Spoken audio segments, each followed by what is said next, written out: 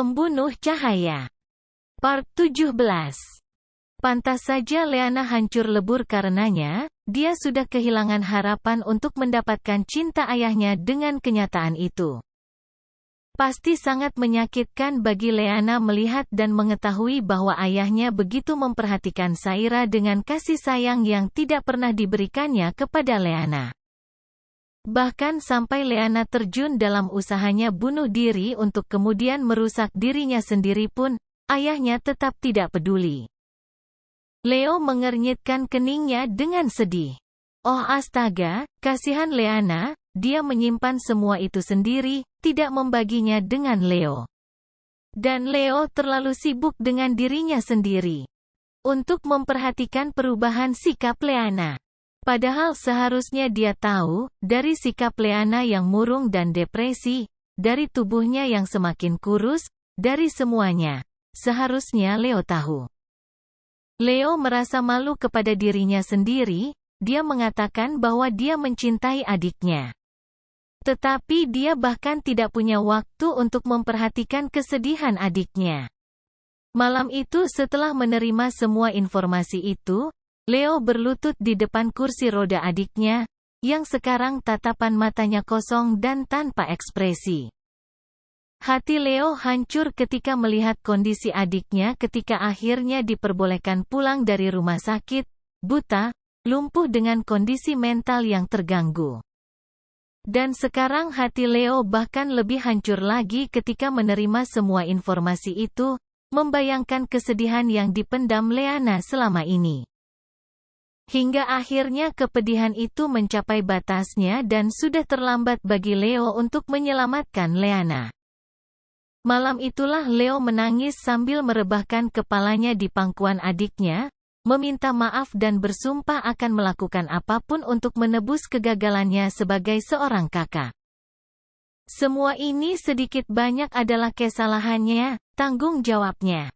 Leo lalu memutuskan untuk tidak mempedulikan ayahnya lagi. Tidak mempedulikan semua hal yang berhubungan dengan Saira ataupun perempuan bernama Sarah itu. Dia memfokuskan dirinya untuk merawat Leana. Saat itu bisnis yang dibangun oleh Leo semakin maju dan berkembang pesat. Leo membeli sebuah rumah di pinggiran kota, dan meninggalkan rumah kedua orang tuanya, lalu tinggal bersama Leana di sana. Sampai kemudian suatu malam, lebih 6 bulan yang lalu Leo dan perawat Leana lengah. Leana tengah mengamuk dan kemudian menangis menjerit-jerit. Memecahkan kaca jendela, dan kemudian tanpa disangka mengambil kaca itu dan menggoreskannya ke nadinya.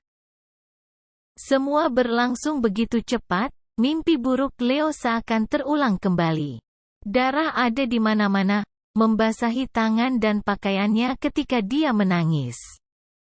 Memanggil-manggil Leana agar tetap sadar dan bertahan, dan menunggu ambulans datang. Pada akhirnya Leana kembali berhasil diselamatkan. Leo masih ingat sesaat sebelum kehilangan kesadarannya, Leana memanggil-manggil ayahnya, dengan penuh kesedihan. Leo lalu berdiri di tepi ranjang rumah sakit dan menatap Leana yang terbaring, lemah, dan rapuh, dengan perban tebal membalut pergelangan tangannya. Hati Leo mencelos melihat keadaan adiknya. Kemudian dengan menegarkan hati, dia memutuskan untuk membuang harga dirinya, dan menemui ayahnya. Mengemis perhatian ayahnya agar mau sekali saja menemui Leana. Setidaknya menggenggam tangannya dan memberikan secercah kasih sayang yang sangat didambakan oleh Leana. Yang didapatkannya kemudian hanyalah sikap dingin dan tidak peduli.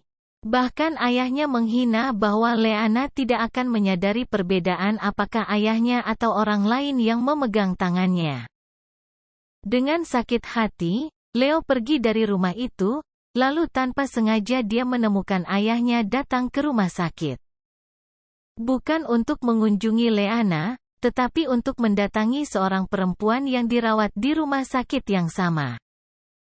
Leo mengawasi ketika ayahnya mengintip secara sembunyi-sembunyi perempuan yang dirawat itu, tetapi tidak berani menjenguknya secara langsung. Ketika kemudian ayahnya pulang, Leo mengintip dan melihat Saira di sana, sedang menunggui perempuan setengah baya yang tampak lemah, terbaring di atas ranjang rumah sakit itu. Seketika itu juga hati Leo dibakar oleh panasnya amarah. Ayahnya menolak datang ke rumah sakit untuk menengok Leana dan malahan datang hanya untuk mengintip secara sembunyi-sembunyi Sarah dan anak perempuannya. Sehari kemudian, Sarah, ibu dari Saira, meninggal dunia. Leo mengawasi dengan diam-diam rumah Sarah, dan seperti dugaannya, menemukan ayahnya juga ada di sana, mengawasi diam-diam.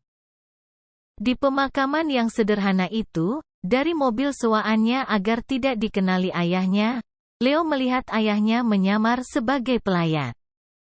Dan di balik kacamata hitamnya, ayahnya menangis, penuh air mata kesedihan yang tidak bisa ditahannya.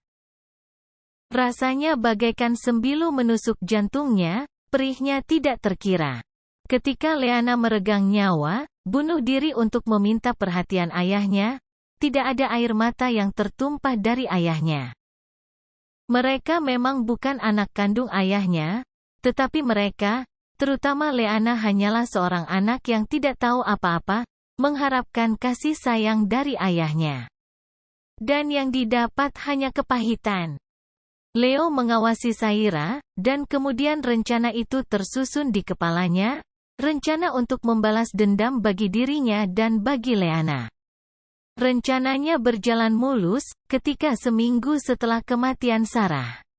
Ayahnya meninggal karena kecelakaan, kata polisi, ayahnya menyetir sambil mabuk.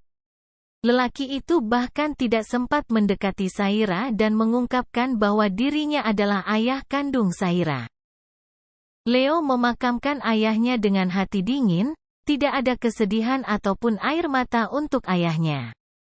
Lelaki yang begitu kejam kepadanya dan adiknya tidak pantas untuk menerima itu.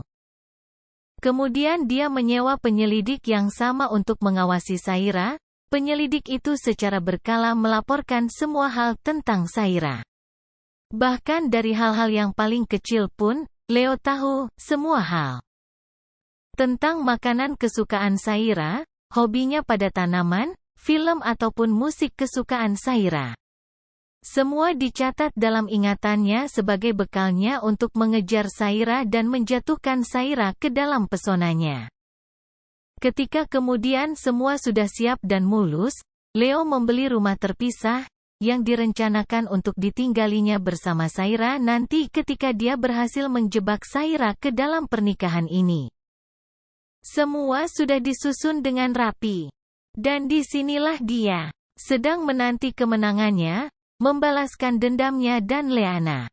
Saira harus merasakan kesakitan yang sama seperti yang dirasakan oleh Leana. Saira harus merasakan penderitaan yang sama. Dan Leo akan memastikan bahwa itu benar-benar terjadi.